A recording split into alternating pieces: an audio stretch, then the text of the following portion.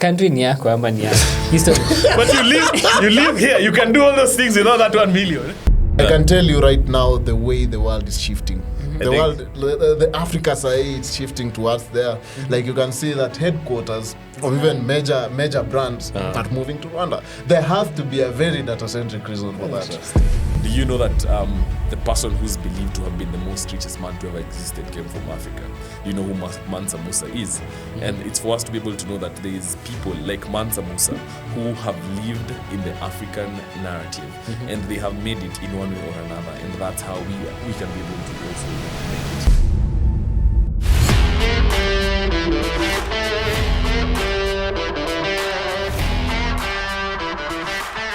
Hi guys, ladies and gentlemen, this is another amazing time that you're here to just experience something new, something fresh, something never experienced before. And here is us bringing Kiquetu. But before we get to tell you what Kiquetu is about, I think it's good for you to get to understand who are you with, who are you interacting with through this specific time.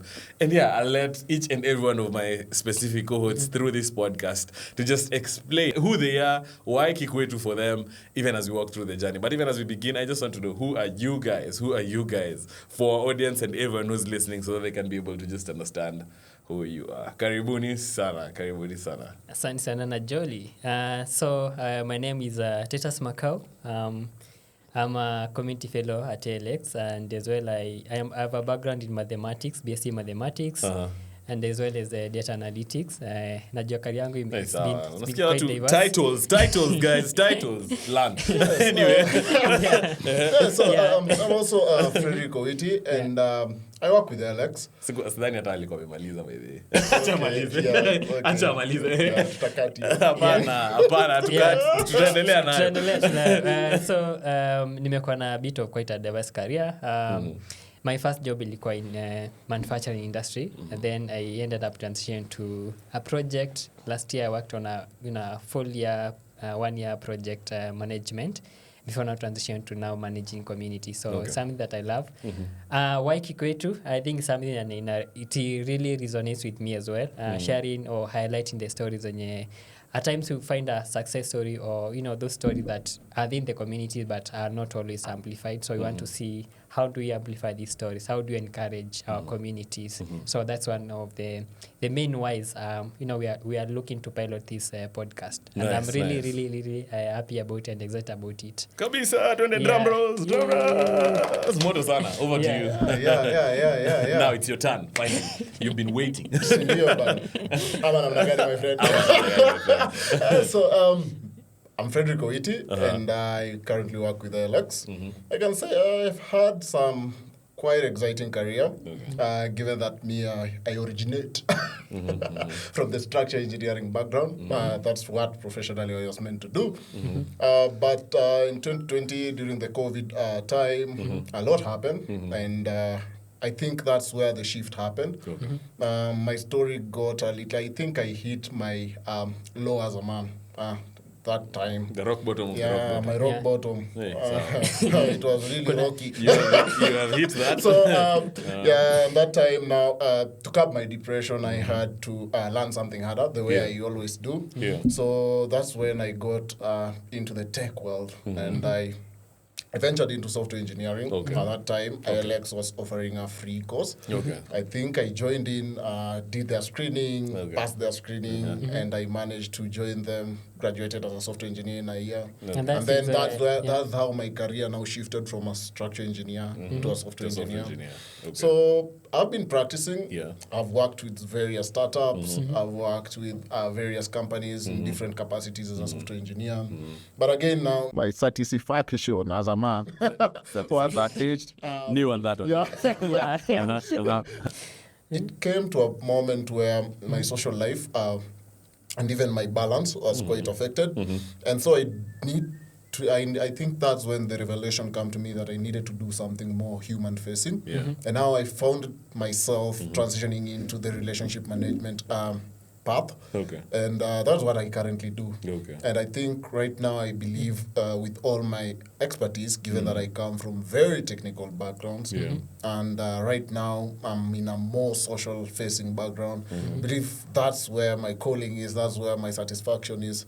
And Kiquetu to me, hey manze, like I'm very excited about this because like to me I envision it as something where we'll be able to broadcast our stories. Because you see in Africa we have that gap. We see these success stories, but basically don't know their to-dos. Okay. We don't know how they were there. We don't know how they started. We don't know the changing factors. The journey. Like for me, my journey was hitting my rock bottom. That's what changed the entire trajectory. Okay. And maybe to others it was different. And I believe we need a voice to amplify that. We need a voice to encourage. We need a voice to tell people, okay, this is what is going on. This is how we can do it. This is how we are going to support each other as a community. So my vision is to build a community that believes in one another, and also a community that is so interconnected in a form that we know these stories, we know how to maneuver, because I believe you may be passing through what I'm passing through, or what I pass through a moment. So that's basically my vision for Kiquetu, and I believe we can do it. Amaje, my friend. Ama namna gani my friend? Very, Ama namna gani my friend? excited, yeah. And I feel tunaweza fungia hapo and we go home because he's already probably just given us some breakdown everything. of how this thing should go. He was very serious. You should take it back and just see his face because When I'm telling my story, it has to be serious. Serious. It is a serious story. It's very interesting to just hear what both of you have said. I think I just asked you guys who you are, and one of the things that I've heard is your careers. And I'm wondering, is that who you are? Is that who we are? Is that who defines who we are? And that's why we are in Kiquetu. To be able to understand the narratives that we are coming from, the journey that you're meant to walk in, even as we're walking through the journey of life. My name is Najoli, the Super MC. Super MC Najoli. Yeah, Super MC. Please remember that. Super MC Najoli. And one of the things that just comes to mind when I'm thinking about Kiquetu is home. And why, you may ask why home? And it's because I'm thinking there is stories from people who have lived aside us that we don't know about. So what if we can be able to ensure that each and every one of us who's living here, who is walking behind us, who is probably in something that is toot to them. Bad word there. Anyway, so for us to be able to narrate other people's stories so that they're able to realize that even beyond what they're going through, there are people who've gone through what they're going through right now. And these people have already made it. So what you're going through is probably a next step towards what you're meant to do in your life. It's probably the phase that is shaping you towards the person you're meant to become in the rest of the journey that you're actually walking in. So that's my perspective of Kiquetu and why Kiquetu. I really want to ensure that we have narrated the story of Africans and majorly people who've made it. It may not be Africans, but people who've made it through tough times and scenarios, so that the rest of us can be able to also just see that we can be able to make it. I think this is how I literally introduced this to both of them. And I think I'm just going to ask you again. Do you know that the person who's believed to have been the most richest man to ever existed came from Africa? Do you know who Mansa Musa is? And it's for us to be able to know that there is people like Mansa Musa who have lived in the African narrative and they have made it in one way or another. And that's how we can be able to also make it. Do you know that without South Africa, AWS will not have existed because it started in South Africa. So getting to have each and every one of these specific facts at hand so that our stories are not just narrated as people who are in slavery and in colonialism, but people who have been here and will be here to change the narrative, to change the story in Africa. But tumenda too far, too fast, tumeingia very deep into it. So I'm going to ask you guys random questions, fun questions, so that our audience can be able to understand who are we working with, who will we be working with through the season, and how's that going to look like for them. Seriously, they've not interacted with these questions, so that is a mechanic combat to scripted at you. But yeah, I can attest to that. Hata nimekuwa surprised. Hope. Okay, they're just fun questions for people to love fun. Sawa. Jueni Blue. Ilikuwa necessary. Yeah. So if Yes, you I'm lawyer with a lower name. Owiti. Anyway, if you had to eat one African dish every day for a year, what will it be? Oh, wow. Okay. Don't give us a long explanation. Just answer the question. Ugali omena. Ugali omena. Yeah. For me, I think I would eat mudokoi. What? Bro. The reason I'm saying this is I think me, like for the time that I've been living in Nairobi for the last, I think 2-3 years right now, I haven't interacted with that food and I really miss it. So I think, going back to the roots. Okay, nice. Tulisema no long sentences, but you just did that. Nimeongea kama mdu hapo, nimesikia. Nimesema sentences. Aya. Okay. So, what's the wildest excuse you've ever had to get out of trouble? You're laughing. Tutaanza na hiyo ya. Wildest excuse you've ever had to get out of trouble? Nilionja tu kidogo. Niliguza tu. Wait, what? Hold up, please give us context. Unajua tutasema uliguza tu and then we're like, uliguza nini? Tafadhali. Mtu ambaye ni kitu gani jamaa? Let me laugh for a while. So this time, okay, my mom was preparing chapatis, and at that time tulikuwa tunapika na kuku, which was a very foreign I can say dish to us, because si kitu ilikuwa chapati unapigwa pale na maragwe. So that was the normal. But this time she has done the chicken. And so the way my mom used to prepare the chicken, she used to deep fry them first. So the moment, that time I believe, tulikuwa tunaishi on a 1-bedroom apartment. So the moment alianza ku deep fry hizi kuku, and she deep fried them before pike chapati. So the moment ali deep fry kuku, manze harufu man, and then najua it's a chapati day, so manze the meals are light, so amja kula tangu breakfast so You say that it's a chapati day, so the meals are light. The meals are light, so I don't get it. Okay. Special days, Wait, like there were special days. Yeah. Also special days you don't eat. Yeah, so you find wait that for that chapati. My mom now did not cook lunch because she was preparing chapatis. So we had to just survive na tea. So imefika time manzeni masaa 10 chai imeanza kupotea kwa tumbo. Inaitwa diffusion ya tumbo ile place. So imefika Hallelujah, you see? Yeah. So the chicken, it was kienyeji, so you know when kienyeji chicken inakuwa fried manze, the aroma man. So imeroast kila kitu kwa yenye inaitwa njaa kwangu. So she finished, she did the wet fry, did the soup at the side, and then now akaanza ku prepare chapati. So mi na njaa yangu man singevumilia. So the time ameanza ku roll chapatis, now she's going to now just chill, maybe angoje maybe 1-2 kuku imalize soup imalize kuiva, because it was kienyeji chicken, the soup was being boiled properly. So imefika point njaa imenilemea, kuna kuku wet fry pale. So I went nikatafuta ile piece ndogo yenye itakuwa notice, so nikafind skin yenye ilikuwa imetoka, and then I took the skin. Then to make sasa singeshikwa by the way, but now mimi juu ile maneuver, the guilty maneuver, nimeshatoka. I've gone to see where my mom now is to see kama amepata rada. Kuenda hivi, the first thing she notices, because alikuwa ametumia turmeric, is that my lips are yellow. Okay. The lips can't be yellow. The lips can't be yellow unless you umeguza mlima. So to get out of that excuse, I had to tell my mom manze mi ilikuwa njaa. Kwa tu njaa mama, na nimechukua tu kangozi. Nimeguza tu kidogo. So that's more of it. Yeah. Nice. Interesting. Nimeguza kadogo. Let's not take it out of context, but nimeguza kadogo. Aya, tell us. Same question. Oh wow. I think for me it goes back to high school. So for me niko high school, nilikuwa this cool kid, kwa nataka kuingia kwa ma stories za kupigwa na nini na wale walikuwa kwa makosa. That's why napenda mdokoi. Yeye huwezi panda kama wewe. Huwezi panda kama wewe si cool kid. Mdokoi na cool kid kidogo. I think we in different ways. No. Kuna vitu funny bro. No. Muthokoi? No, wewe wacha mama. No. Wait, what is muthokoi? Sinile githeri yenye iko na imepiliwa the imepiliwa skin. hiyo ngozi ya. Yeah. Yeah. Maybe Fred ajui hiyo. Fred is Mimi najua Muthokoi vizuri sana. Yeah, so Imekuangwashe. That's a different thing. That's not muthokoi. That's why.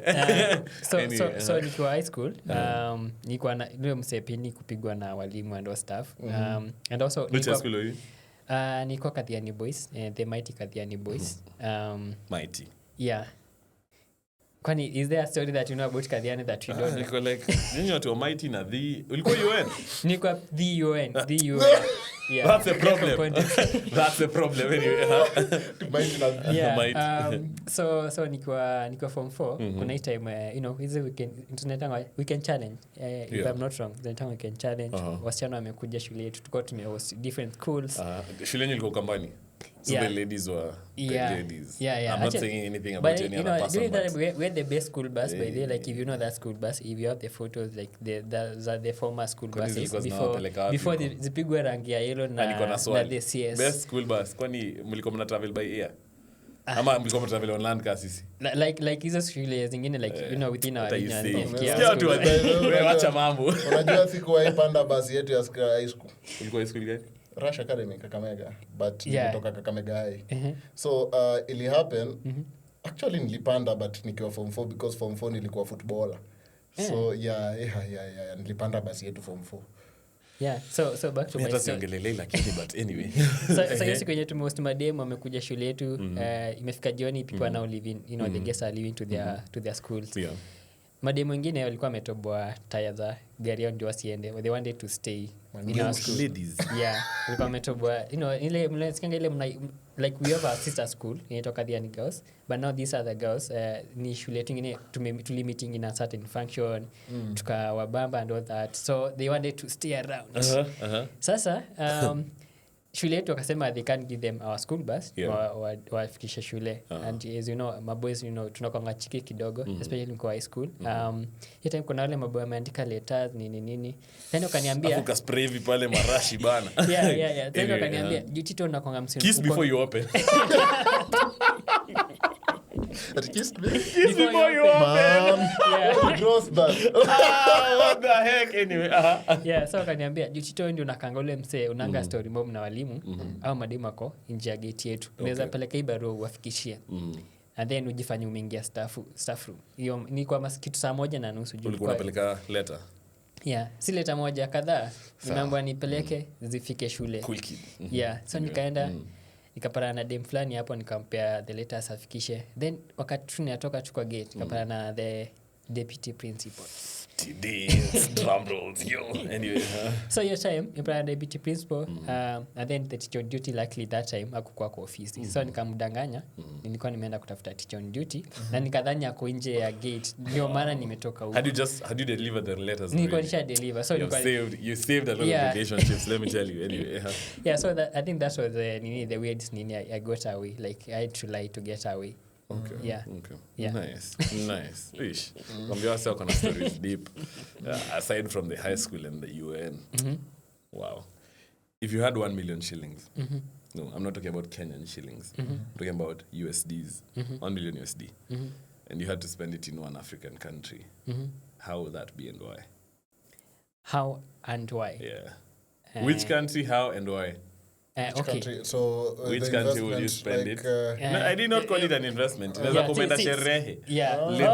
Okay. Mambo ni mengi. Okay. Wewe tu ndo kuamua vile unataka kuspend. Titus, can I start? No, me wacha let me start. So Titus, but you Najoli have the money because I've lots of plans for this African nation. You never know who's watching, yeah?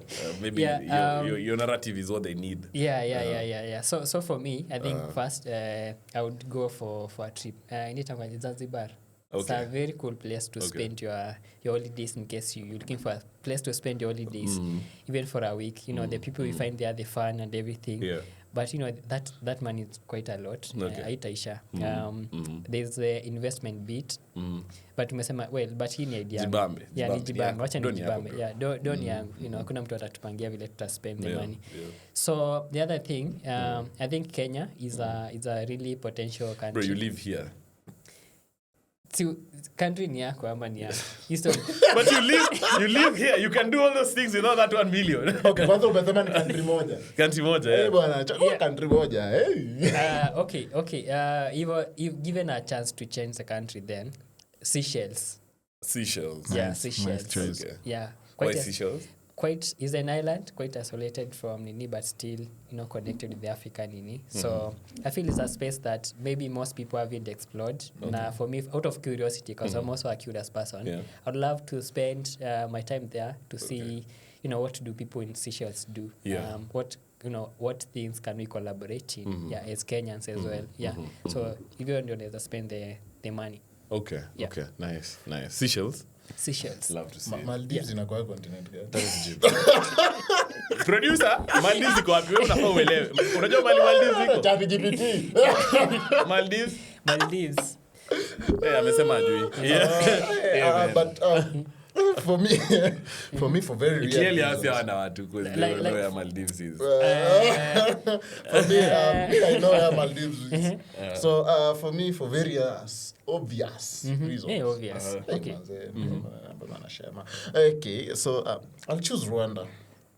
What reasons? Number What one. obvious reasons? Yeah, Number what one. obvious? Number one. Oh, okay. Number one. Yeah. Number one? The one. Common to every guy. The ladies. Okay. As if Kenya we don't have beautiful ladies. No, But we it's have. sad. Sijakata. Chiki, whatever he says is not affiliated to this podcast. Whatever he says after this is not. Anyway, Sema. Okay. Rwanda, So ameanza for me, na the Rwanda, it's the because women. of the culture. That And is number also, 2.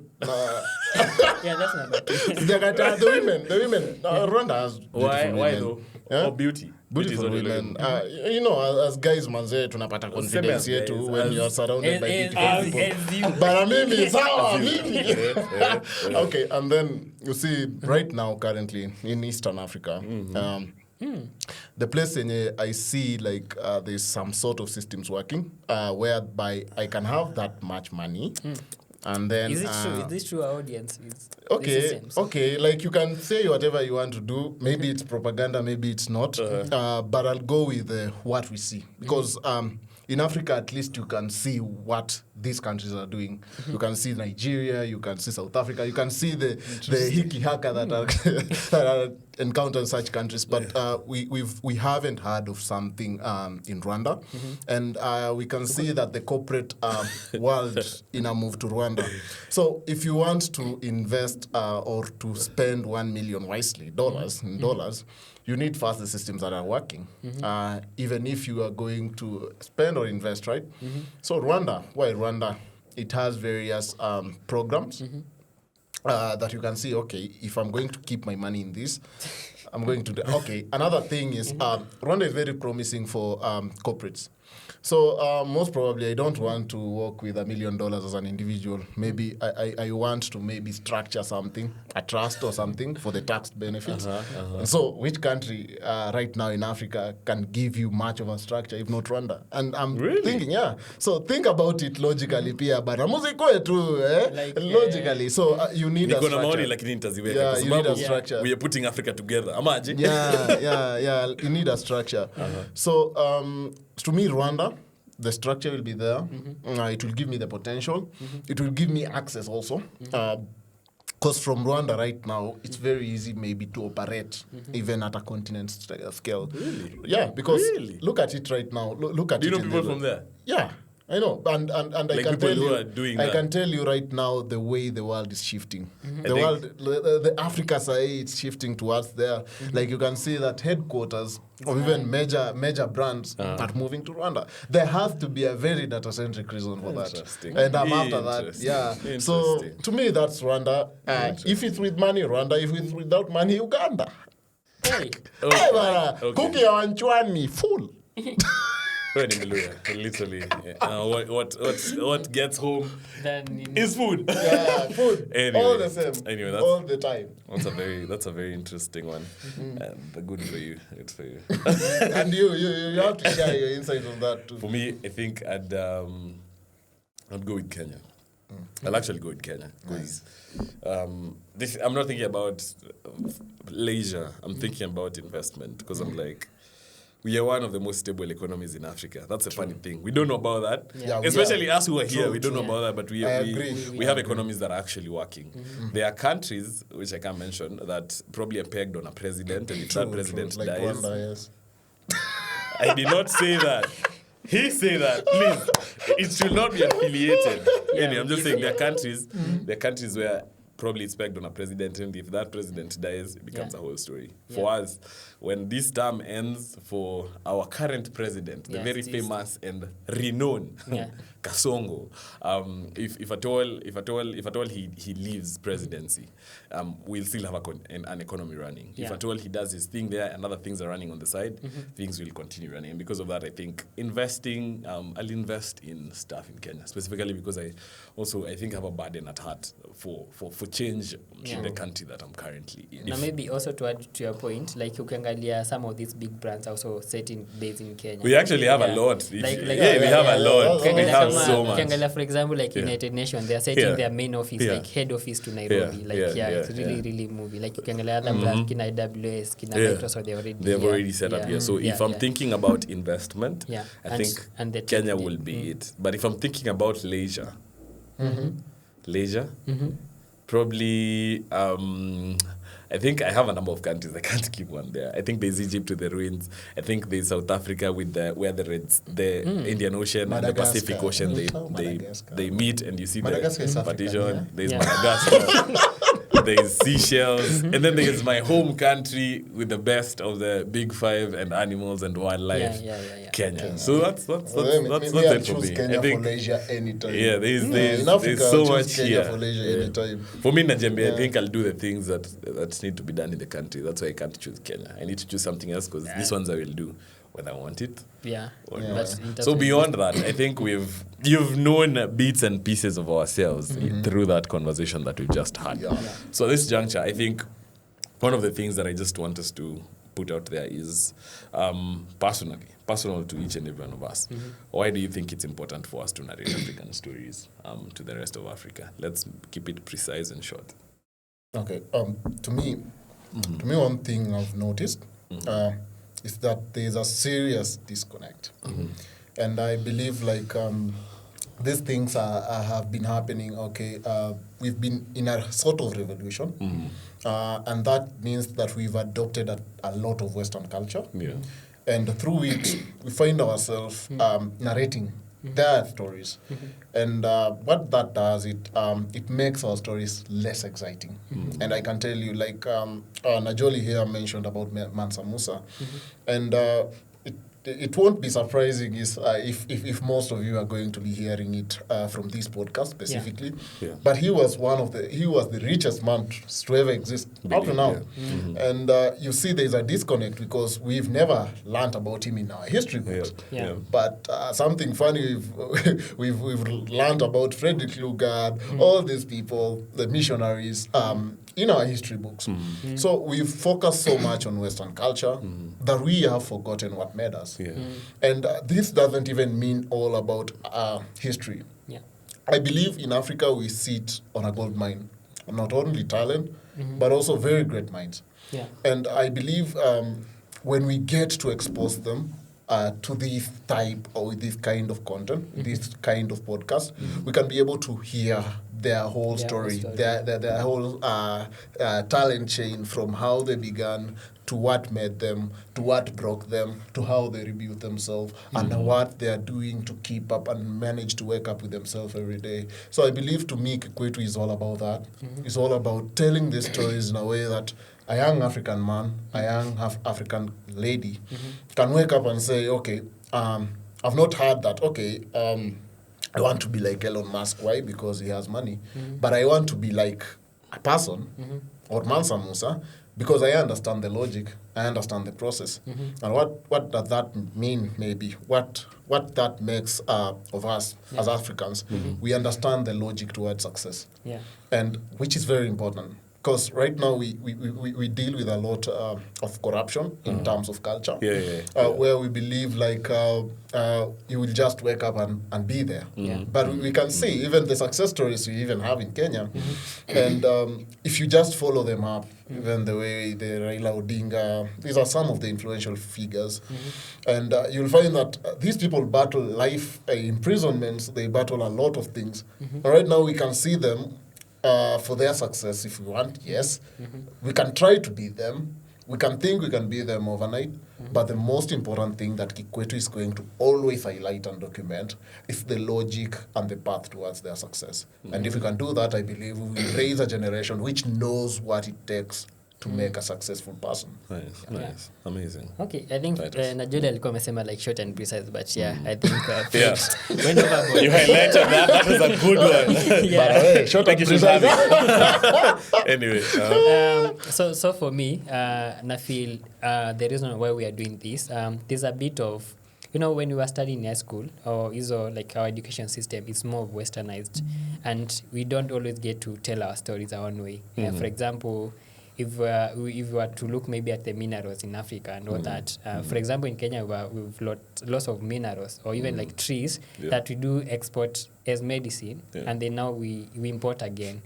And these stories make always hidden such that when you are reading a story, for example, in the history textbooks and all that stuff, Kenya does not have enough minerals. But the people are telling you, they are just giving half-baked information. We've a lot of information around us, but if our people are empowered to know about these things, I think tutakuwa na very powerful communities, a very powerful working system, especially in African countries. And also, the other thing is, like sharing our stories. Could be, for example, I saw some of the startups, especially the build young people. They are always yearning to go back to connect with their roots. For example, there's a startup they are looking to work, or rather to build, a Duolingo or something. Like you see that this Duolingo startup, for African language. Yeah, for African language. They show that there's a yearning to connect with our communities, and there's a need to go back to our roots. And then we tell the world, our stories our own way. Okay. Yeah. That's amazing. Yeah. I think my perspective of this is, I think I saw some statement somewhere written, until the lion knows how to write, the hunter will always be glorified. Yeah. And just having that in mind, that's how I want to do this. We have our stories, even about our history, from the perspective of those who were narrating it, and probably it was not even Africans. Probably they were at an advantage. So I think one of the things that we are meant to be doing here is to ensure that even to everyone who's listening, that even as they're growing up, they have a preservation of the stories that they hear from their people, by their people, for their people. So that even as you're going through life, you have a perspective of an African and how you can still be able to make it as one of us through your journey. So being able to just preserve that through your journey. I think that's majorly it. If you were to just tell someone, even as we're heading to the climax of this, what's one thing you promise someone to expect from the podcast? Precise and short. So what should you expect from our podcast? Number one, a lot of interactions. Okay. And various domains, from various domains. So we'll be interacting with various domains, entrepreneurs, talent, careers, just minds, great minds. We're going also to be interacted with creatives and everything. We just want to know their context. We just want to see their perspective. We just want to understand their logic. So one thing I'm going to promise you, that just stay in touch with us and you'll see.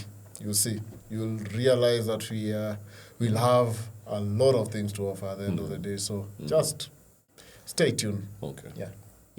So for me, I think I would say expect lots of raw conversations from African context, Kenyan context, lots of interactions again, lots of fun, lots of community building together, because we'll also be reaching to you as our community to bring you on board and all that, and looking forward to collaboration as well. So Okay, nice. That's a very good one. I think for me, one of the things that I promise you to be able to just interact with is impacting stories that you get to learn from. One thing, I was with Dala Alfonso, and he said, you can meet a businessman who's had 50 years of experience in business. And if you stay with them for a year, you learn lessons that you learned within 50 years for that year. So for us is to be able to just narrate the stories of these people who've been able to make it, both their success stories and their failure stories, so that you can be able to learn a lesson or two, even as you're moving through your journey in life. We don't have to make that mistake again. If it was already made, let's learn from it, and let's make the journey that you're walking in. Plus they should also expect a kind of innovation in the creative world, a very modern way of which we'll be interacting with our community. Because I've told you I'm a software engineer, and I always think of things like problems, solutions. So one thing I'm going to ensure that is that our community is engineered to a way that, with or without this podcast, these conversations are going to be spurred.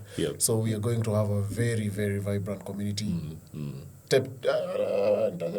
Mdomo inakataa. Sawa. Okay. So guys, that's been it from us, Titus, Fredrick, and Najoli, your hosts for this journey. I think one of the things that we just have to give a shout out to is ALX for enabling us to just be in this journey. I'm sure most of you will be watching in one or another.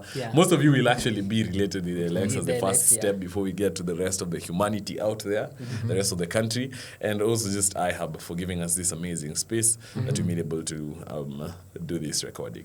Anyway, thank you guys. Thank you so much. Adios. See you in the next one.